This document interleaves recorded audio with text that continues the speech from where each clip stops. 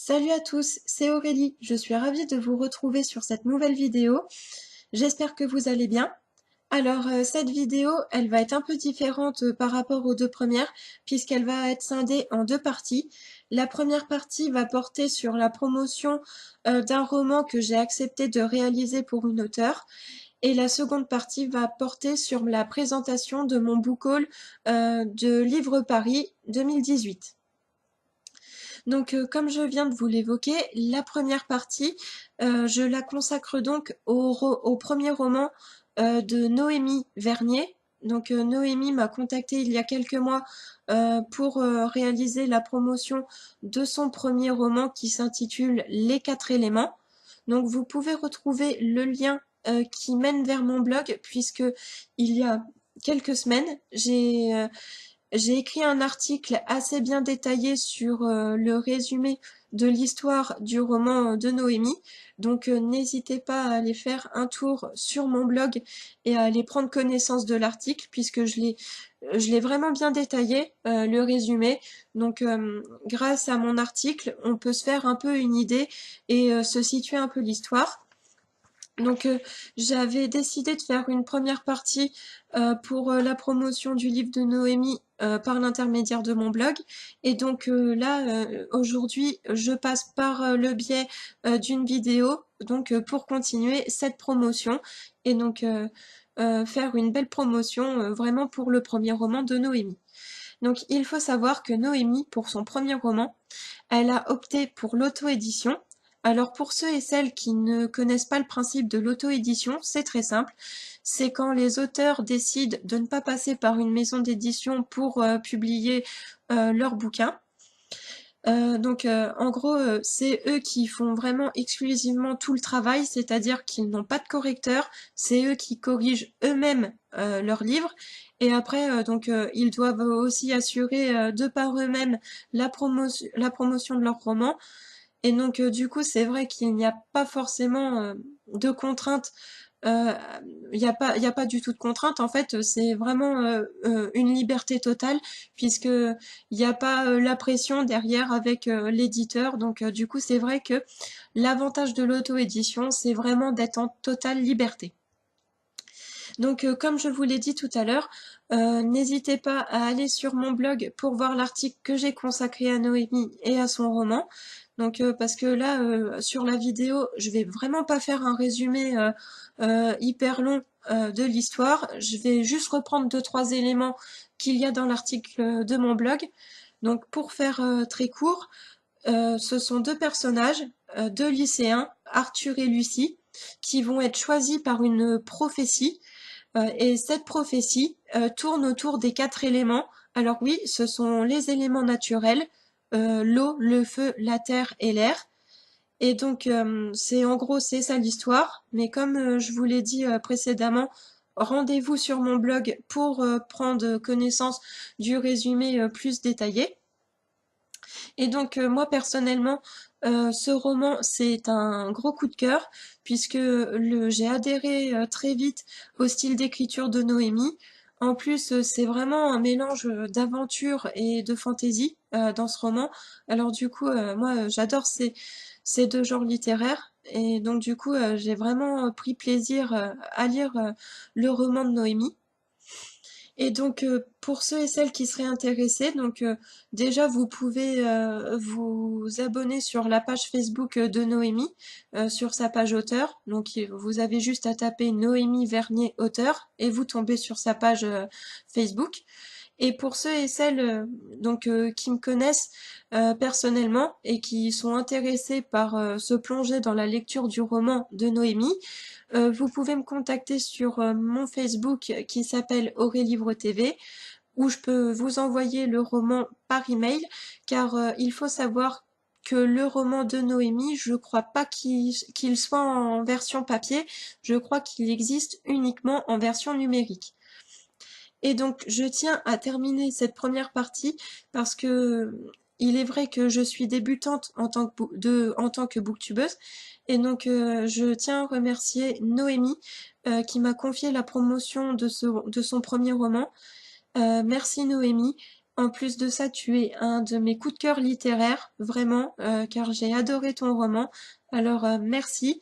Et donc si tu as d'autres titres de programmer, d'autres projets, n'hésite pas à reprendre contact avec moi parce que ce sera avec plaisir que j'assurerai tes prochaines promotions de tes prochains romans. Donc voici pour cette première partie. La seconde partie, donc comme je vous l'ai dit tout à l'heure, ça va être mon book haul du Salon du Livre de Paris. Alors moi j'ai été hyper contente de participer à ce salon parce que c'est la première fois que j'ai participé à un grand salon du livre. Après donc j'avais déjà participé à un premier salon, mais c'était les Aventuriales au mois de septembre l'année dernière et donc à Ménétrol. Donc c'est vrai que Livre Paris, ça, c'est vraiment le grand salon littéraire qui a lieu chaque année. Et donc moi, j'ai vraiment été hyper contente, en tout cas, d'avoir pu y participer. Et en plus de ça, ma pile à lire a vu 10 titres en plus. Donc du coup, je trouve que j'ai j'ai pas mal craqué niveau achat. Bon après c'est vrai que ça reste qu'une dizaine de titres parce que aux Aventuriales l'année dernière j'avais acheté 13 ou 14 titres donc je trouve que je suis restée à peu près raisonnable pour ce salon à Paris et donc maintenant je vais passer à la présentation du premier titre donc vous allez sûrement reconnaître le titre puisque je l'ai présenté, enfin j'avais présenté le premier et le deuxième tome dans ma première vidéo. Donc il s'agit du Simulacre de Jean-Luc Marcastel. Donc ça c'est le tome 3. Donc je m'attarde pas sur le résumé parce que il vous suffit de vous rendre sur ma première vidéo pour le résumé du Simulacre. Pour moi, ça a été un grand plaisir de revoir Jean-Luc Marcastel parce que du coup, je l'avais déjà côtoyé l'an dernier aux Aventuriales et là, on a bien pris du temps pour discuter et moi, Jean-Luc Marcastel, c'est vraiment un de mes coups de cœur littéraires de ces derniers temps et il est vraiment adorable comme auteur et donc je le remercie vraiment de sa gentillesse parce que c'est vrai qu'à chaque fois que je le vois on prend toujours bien le temps de discuter donc merci Jean-Luc pour ta gentillesse. Donc le prochain titre, on reste toujours dans l'univers de Jean-Luc Marcastel, donc il s'agit des chroniques de Pulpilac et donc c'est le premier tome et donc édité chez Lynx. Donc déjà, ce qui m'a fait acheter ce titre, c'est parce que j'ai eu un énorme coup de cœur sur la couverture et sur son illustration. Et aussi, je ne peux pas résister, je dois encore vous montrer la dédicace. Voilà. Et donc, pour ceux et celles qui ne le savaient pas, les dédicaces de Jean-Luc Marcastel ont un nom particulier, puisque ce sont les dédicastels. Donc, voilà, ça, encore une fois, et je me répète par rapport à ma première vidéo, Jean-Luc Marcastel, c'est vraiment un auteur atypique, il a vraiment son originalité à lui, et franchement, je suis une grande fan de ses dédicaces aussi, donc merci Jean-Luc, et là, donc je suis en train de lire les chroniques de Pulpilac, et c'est vraiment un régal, j'adore, c'est vraiment une super histoire, donc merci Jean-Luc. Donc, on continue la petite balade. Je me suis attardée sur le stand des éditions Bragelonne et donc j'ai pu recroiser Olivier Gay.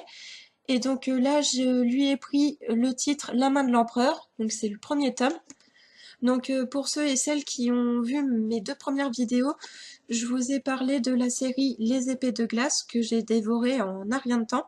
Et donc dans Les épées de glace, il y a un personnage qui se nomme Rec le Boucher.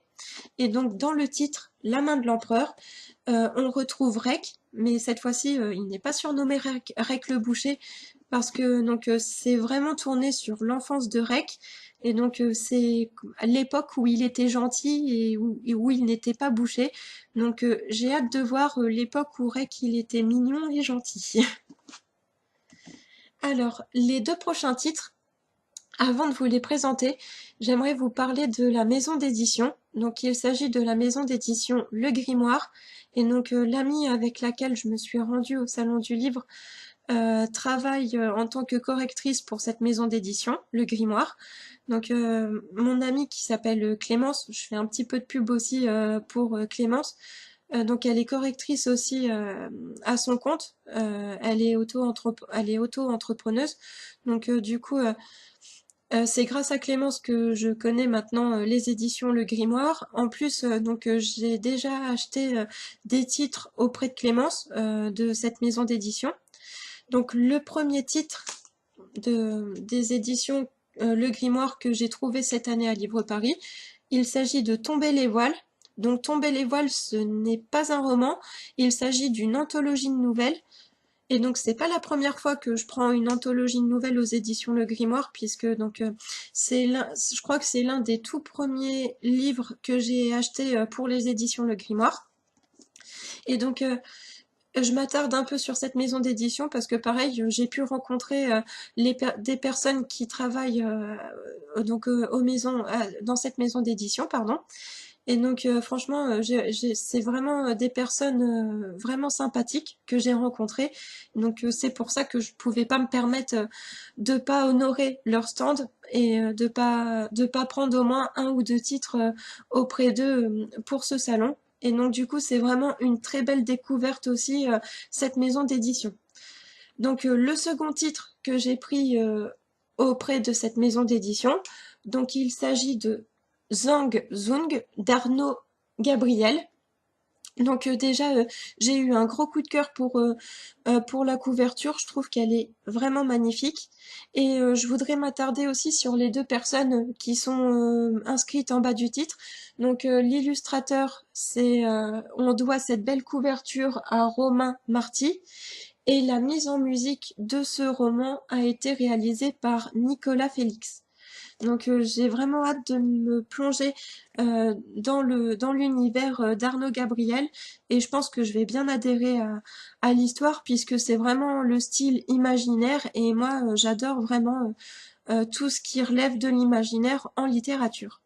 Et donc sur le stand aussi de la maison d'édition Le Grimoire, juste à côté, il y avait Francis Lalanne avec lequel j'ai eu la chance de parler. Il est vraiment sympathique comme personnage.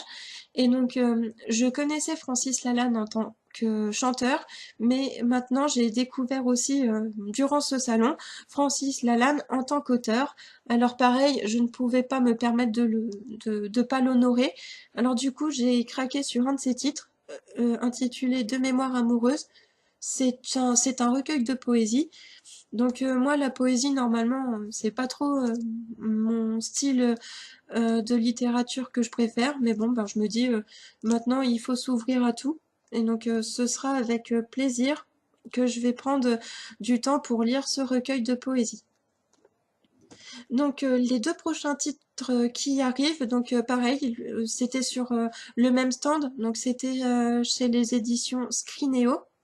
Donc la première auteure à qui j'ai pris un titre, il s'agit d'Aurélie Wellenstein avec son titre La mort du temps. Donc pareil, j'ai pris ce titre parce que j'ai trouvé la couverture vraiment formidable. Et donc Aurélie Wellenstein, c'est une auteure que j'ai pu rencontrer aux Aventuriales l'année dernière. Et j'ai eu le regret de pas avoir pris un de ses titres au moment des Aventuriales. Et donc là, je suis hyper contente parce que j'ai pu l'avoir et même parler avec elle à Livre Paris. Donc je pense que je vais passer un bon moment avec l'univers d'Aurélie parce que j'ai eu après les Aventuriales, j'ai pris le temps de la suivre sur les réseaux sociaux et donc du coup j'ai vraiment hâte de me plonger dans son univers littéraire. Donc l'autre titre que j'ai pris chez Scrinéo, donc c'est un titre pareil d'une auteure que j'ai rencontrée l'an dernier aux Aventuriales. Il s'agit de La Voix des Oracles d'Estelle Faye. Donc pareil, en voyant le résumé, donc l'histoire est située à peu près à l'Antiquité. Donc l'Antiquité, c'est une de mes périodes historiques aussi que j'adore. Et donc du coup, Estelle Faye, je pense que je vais très vite bien rentrer dans son univers. J'ai vraiment hâte aussi de découvrir vraiment son style d'écriture à Estelle. Et donc, je la remercie aussi pour sa gentillesse, Estelle, parce que j'ai pris le temps de parler avec elle durant ce salon, et franchement, c'est une très bonne personne. Donc, du coup, j'ai hâte de me plonger dans son titre. Alors, le prochain titre, on reste aussi chez Estelle, mais par contre, cette fois-ci, c'est aux éditions critiques, pardon. Donc, je lui ai pris le titre Les Seigneurs de Bohême. Voilà, parce que la couverture, pareil, j'ai fortement craqué sur le titre, sur la couverture. Et donc, en parlant avec Estelle, elle m'a dit que ce livre s'était tourné vers la dark fantasy. Donc, ouais, je vais découvrir vraiment ce nouveau genre. Après, je pense que c'est de la fantasy, mais peut-être en plus noir, dark fantasy. Donc pour ceux qui connaissent la dark fantasy, je veux bien que vous me mettiez en commentaire si vous avez lu des titres sur la dark fantasy, parce que moi c'est vraiment un genre que je vais découvrir, donc j'espère que je ne serai pas déçue. Et donc je garde le meilleur pour la fin, puisque au Salon du Livre à Paris, il y avait Robin Hobb qui était en dédicace, et donc du coup je lui ai pris les 2 premiers tomes de sa fameuse saga L'Assassin Royal. Donc pour ceux qui ont déjà lu L'Assassin Royal et qui possèdent l'ancienne édition, et ben sachez que ça c'est une nouvelle édition, donc chez les éditions J'ai lu, avec une nouvelle couverture. Moi j'ai eu un coup de cœur sur la couverture, plus que l'ancienne en tout cas. Et donc j'ai vraiment hâte de me plonger dans l'Assassin Royal parce que il y a quelques années, j'avais tenté de me plonger dans cette saga et j'avais pas du tout adhéré. Et donc là, je me suis dit, bon bah, allez, j'essaie de m'y remettre. Et là, je suis bien motivée et bien déterminée à suivre la saga de Robin Hood parce que je me dis que cette saga doit vraiment valoir le détour. Voilà, donc cette vidéo s'achève sur ce dernier titre. J'espère vous avoir fait découvrir des titres et donc vous avoir donné l'envie de vous plonger dans la lecture de certains titres de cette vidéo. Je vais revenir très vite avec une prochaine vidéo puisque il y a un prochain salon auquel je vais participer. Il s'agit des Imaginales qui ont lieu à Épinal et donc c'est du 24 au 27 mai pour ceux qui seraient éventuellement intéressés par y aller. En plus, il y aura Robin Hobb, donc cette fois-ci, j'espère que je la verrai, puisque je n'ai pas pu la voir à Livre Paris. Et il y aura aussi, si ça peut vous donner l'envie aussi d'y aller, il y aura l'illustrateur de Tolkien, du Seigneur des Anneaux, John O. Donc je pense que ce salon va être formidable. Donc je reviens très vite avec la prochaine vidéo sur le book haul consacré aux Imaginales. Et donc en attendant, prenez bien soin de vous et à bientôt.